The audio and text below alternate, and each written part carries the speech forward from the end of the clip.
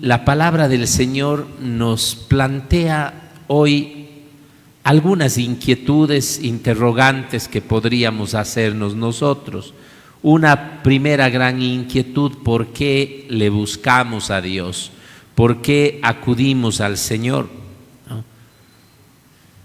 La segunda cosa que nosotros podríamos preguntarles a nuestras propias acciones es si lo que hacemos en la búsqueda del Señor es realmente una expresión sincera de fe en Dios. ¿Por qué le buscamos? Y si es que tenemos fe realmente en Él. Porque muchas veces podemos buscarlo por curiosidad, porque me dijeron. No sé si les ha pasado, a veces les recomiendan algo a alguien y usted no va convencido, sino va así para ver si cumple sus expectativas o no las cumple. Podría ser también que a Dios muchas veces lo estemos buscando en ese ámbito, en el ámbito de la curiosidad, en el ámbito de más que una cosa más, como por allí algún amigo que era tirado medio agnóstico, medio ateón también, no sé ni qué mismo era la final, me dijo: rezarás por mí, Marcelito. Digo: oye, pero vos no es que sois ateo, no sé qué dices, pero una oracioncita nunca cae mal, hermano, siempre es bueno tener una palanquita. Entonces, esas convicciones vacías, digamos, ¿por qué, cuándo, cómo le busco a Dios y si realmente tengo fe en Él?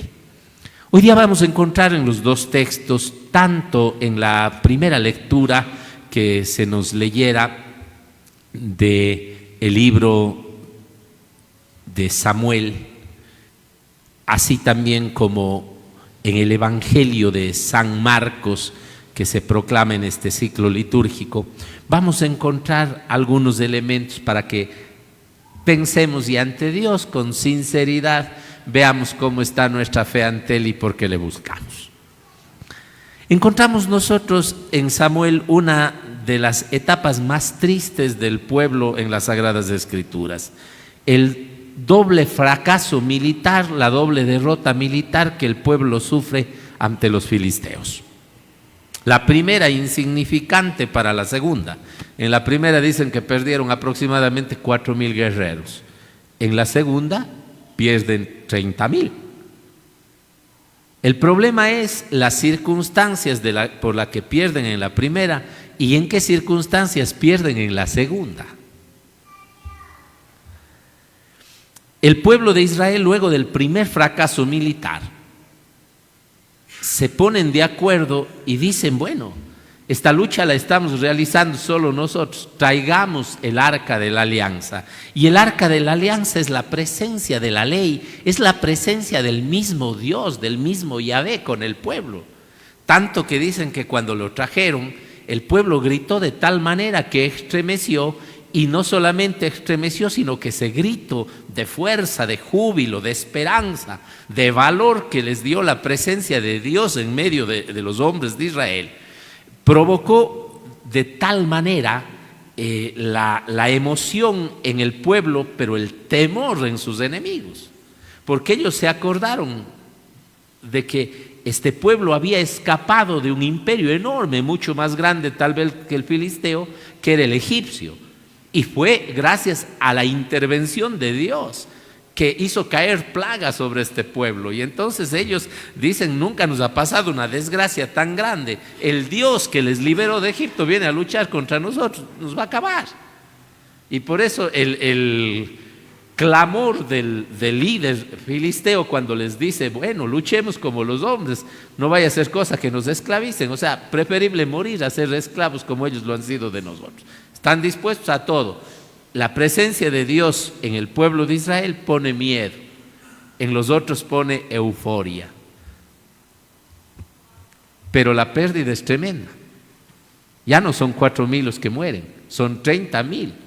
Y pierden la batalla estando con el arca, y la misma arca de la alianza es tomada por las huestes enemigas. ¿Por qué? ¿Qué pasó? Aquí podemos ver nuestra vida.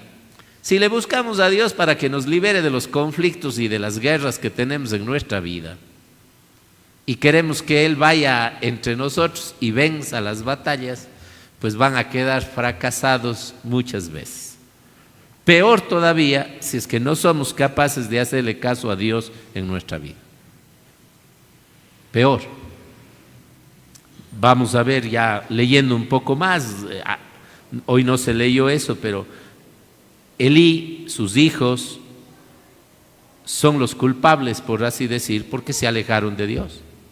Están al frente de un pueblo, le traen a Dios, pero le traen a Dios con interés. Dios es solamente el tapahuecos de su problema, como nosotros. Qué bueno que la gente se acuerde de Dios cuando se dé cuenta que la paz pasa, que la plata se acaba, que la salud se nos termina con la enfermedad y que la muerte nos toca a todos. Entiéndanme bien, no me alegro para nada del dolor que estamos sufriendo como país y como sociedad por la violencia, pero desde la fe digo, tiene que pasar esto para que mucha gente vuelva a la unidad, para que la gente empiece a meditar y también la sociedad se una. Qué bueno, y cuando buscamos la comunión, cuando buscamos la unidad, cuando buscamos la paz, el bien común, el amor, ¿qué estamos haciendo? Estamos haciéndole caso a Dios, estamos viviendo según la ley de Dios. La ley de Dios no es solamente ir a misa y rezar rosarios, perdónenme, es vivir con una actitud de hermanos, de un amor fraterno, respetando la dignidad propia, la dignidad del otro en la que está presente Dios. Ojalá ahora también muchos padres tomen conciencia, tanto de los pequeños que están empezando su vida, que el día de mañana sus hijos, que hoy de pronto son ángeles en sus brazos, el día de mañana pueden estar muriendo en las calles víctimas de sus propias erradas decisiones. Y los que ya les descuidaron un tiempo y les dejaron a su merced y por eso son víctimas de la droga, de los delincuentes que les captaron para sus bandas, para ser la fuerza de choque, para ser los que enfrentan en primera fila, aunque suene feo, los peones de ajedrez. Si alguno escuchara, le dijera, no, niño, joven, no seas un peón de aquellos que están atrás de ti y que no les importas nada, que te compran con droga, con dinero, para que tú des la vida por ellos. No te dejes convencer. Ojalá muchos padres que en un tiempo se descuidaron, se acuerden de formarlos, de educarlos con el amor, de enseñarles con la presencia y sobre todo de darles una fe, porque el que sabe respetar a Dios respeta la ley y respeta al prójimo. Así de sencillo. Muchachos locos que piensan que todo es fácil y no se dan cuenta que las decisiones erradas y equivocadas, tarde o temprano las pagamos los que tomamos esas decisiones. Y me alegro en ese sentido, no en el otro. El sufrimiento de cada uno me preocupa como sacerdote, pero qué bueno que nos demos cuenta de esto y que vengan las cosas, aunque después de la pandemia ver que volvimos a lo mismo o hasta peor. Yo en alguna misa les dije que perdí hasta la esperanza, pero Dios renueva la esperanza. Es bueno que nos acordemos de Dios, porque si de no somos como ese pueblo, se habían olvidado de Yahvé, dejaron de observar la ley, pero como fueron derrotados y murieron, sintieron el dolor de 4,000 hombres muertos, ahí sí acudamos a Dios y que venga, pero su vida siguió alejada de Dios, aunque Dios estaba en medio de ellos. Esa es la gran causa de su gran fracaso y es la causa del gran fracaso de los hogares, del gran fracaso de nuestra sociedad y de nuestro mundo. Podemos hablar de Dios, pero no vivimos como Dios nos manda. El Ecuador puede decirse que es 90% cristiano al menos, un 70% católico, pero no vivimos como católicos. Nos falta muchísimo. Duele el corazón mirar tanto víctima de esta violencia y siendo los que ponen violencia, tatuados cruces, tatuados el rostro de Cristo, llevando una imagen de una cruz. Eso no es de un cristiano, no es de un católico. El católico, aunque no lleve una cruz, tiene que llevar la palabra de Dios en su corazón. Entonces no lo somos, como ese pueblo de Israel. Y ahí vienen más fracasos y se suman fracasos en nuestra vida y puede pasar en su hogar. que sea casado por la iglesia, pero que se olvide de Dios. Y empiecen con los insultos, con las ofensas, con las traiciones, que se dediquen más bien y sea más Dios de su vida el dinero y el trabajo que el compartir y el amor, y que por eso una misa no cuenta, salvo cuando hay algún evento, un bautismo, una primera comunión, Dios no quiera la muerte de un ser querido y ahí nos acordamos de él. Porque ahí vienen los fracasos, y vienen lo peor, los fracasos decepcionantes. Porque encima de todo somos tan cínicos que le decimos, pero si yo voy a misa, pero si yo te pedí, ¿por qué Dios no me ayudas? Me imagino que el pueblo de Israel reclamó eso. ¿Cómo puede ser posible que nos pase esto? Si estábamos con Él, si hasta los otros tuvieron miedo, porque simple y llanamente Dios estuvo allí, pero ustedes no estuvieron con Dios. Usted y yo, ¿por qué le buscamos? Lo mismo pasará con este leproso. En el Evangelio de San Marcos, le busca al Señor, y le busca sin duda alguna porque le dolía, y le dolía mucho porque se estaba pudriendo en vida, porque la lepra es una enfermedad tremenda que destroza, que aísla, y en ese tiempo más. Y se acerca al Señor y de rodillas le dice, si quieres, puedes curarme. Reconoce la grandeza de Dios, sabe que Dios es grande, pero también cumple lo que el Señor le pide. Bueno, cumple en parte como los seres humanos. Anda, preséntate a los sacerdotes para que conste, y dice que quedó sano, pero no hizo caso en quedarse callado. Así somos, le hacemos caso mientras nos duele, y ya después cuando nos pasa algo, ya todo está bien y ahí ya nos olvidamos, ya no le volvemos a hacer caso. Ojalá el Ecuador y el mundo aprenda eso. A Dios no hay que hacerle caso un día. Él está con nosotros, pero nosotros tenemos que estar con Él toda nuestra vida para poder aspirar también a toda la eternidad. ¿Qué hacer?